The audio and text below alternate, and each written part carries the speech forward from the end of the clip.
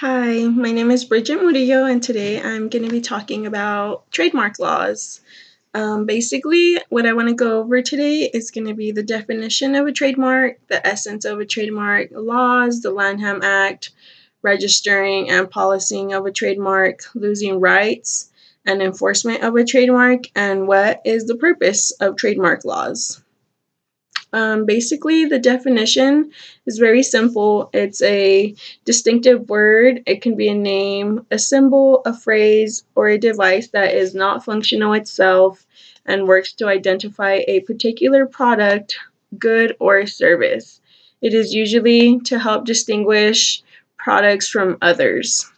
The trademark identifies a product while a service mark is associated with the service. So, for example, whenever you see the Nike swoosh on tennis shoes or apparel or on a billboard, anywhere, that's a trademark. And so, even when you're watching TV and you see a commercial ad and you see the Geico on the insurance commercials, that's also a trademark as well.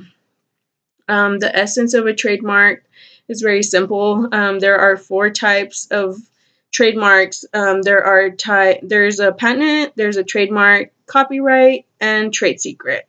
The trademark is the most difficult out of all of them to conceptualize. The trademark are something we all experience in all areas in daily life. Trademarks are all around us. For example, when you watch TV or go to the movies and you see the Batman logo, or even just something as small as the Apple on your iPhone, or let's say you're watching the Olympics and you see the three rings of on the TV, those are all trademarks. The trademark are such things as logos, slogans, names, devices, and any words. The law of it are governed by state and federal law. State laws originally provide the main source of protection. In the late 1800s, the U.S. Congress enacted the first federal trademark law. Since then, the federal trademark law has consistently expanded, taking over what has covered by many states at common law. As of today, federal law continues to provide the main and largest source of trademark protection, and it creates a 10-year period to where you have the rights to it. If you want to extend the time, that is also possible. You just have to renew it.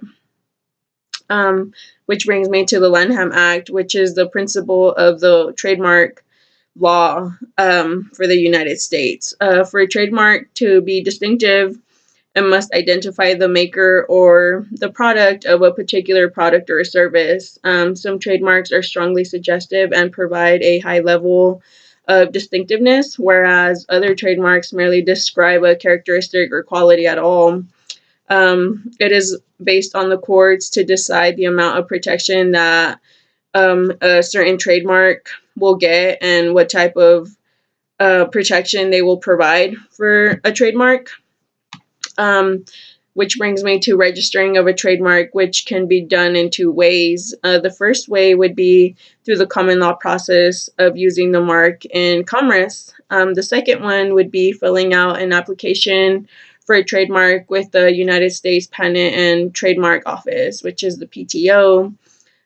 So however a person decides to go about the method selected, the first step is to search and determine whether the trademark is already being used or is under a trademark law. Once a trademark is registered, it is the owner's responsibility to make the mark as a policy. If they do not, the company might lose some or all rights to the trademark, and you don't want that. And so you have to policy the trademark. And so once the trademark is registered, the owner must not only use the trademark, but also undertake the burden of policing the mark. A company that fails to adequately search for infringers and defend against any of those types of activities may lose all or some of the rights to the trademark. In order to keep up with infringers, policies generally involve using a watch service to keep up with these types of activities. policing is taken quite seriously, so I don't think it's a good idea to do that. Losing rights to a trademark is also another thing that isn't a good idea. There are 3 types of abandonment that you can actually do, which one is actual abandonment, which occurs when the owner both discontinues to use the trademark and projects and intends to no longer use the trademark. So they basically abandon it. And the second one would be constructive abandonment, which happens when the owner continues to use trademarks, but either acts or fails to act in such a manner that the trademark is distinctiveness and it loses everything. So allowing a trademark to lapse into generic or failing to adequately supervise companies who have a license to use the trademark are 2 common ways in which courts recognize the constructive abandonment of a trademark or actual abandonment. So you have to enforce the trademark, and there are 2 enforceable rights when it comes to trademarks. The first one is trademark infringement, which occurs when someone uses a trademark without permission from a rightful owner to sell goods or provide a service. This provides a lot of confusions for consumers.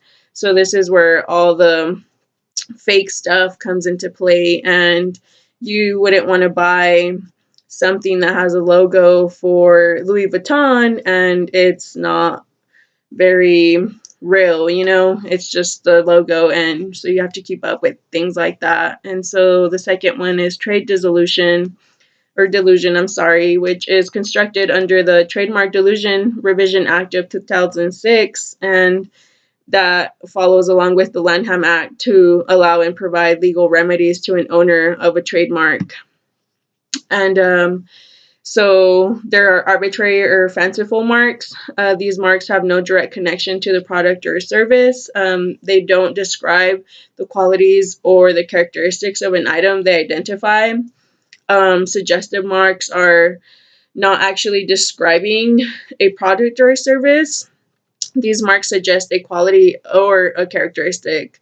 They successfully tie the mark into the product or the service through imagination, thoughts, perception, and all of these things come from the consumer's part. The descriptive marks are merely describe.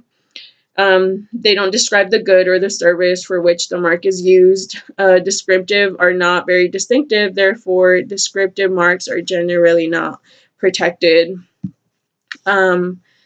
So basically the purpose of why we have trademark laws is to prevent an unfair environment for the competition. One of the largest and greatest purposes is to help prevent and eliminate confusion for consumers.